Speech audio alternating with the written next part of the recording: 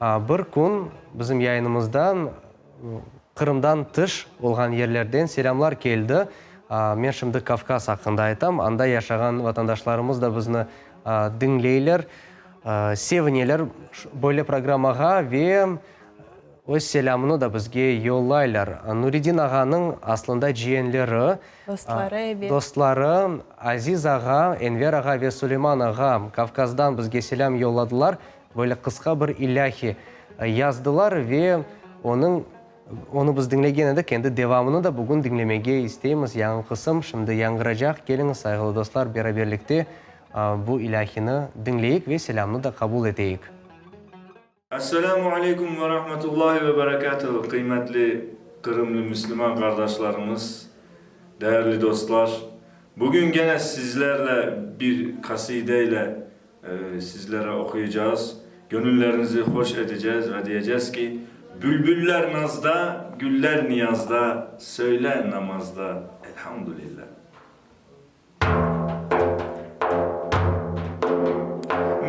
Bülbüller nazda, güller niyazda, bülbüller nazda, güller niyazda, söyle namazda elhamdülillah,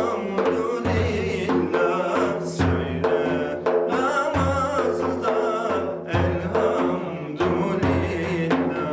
Yatma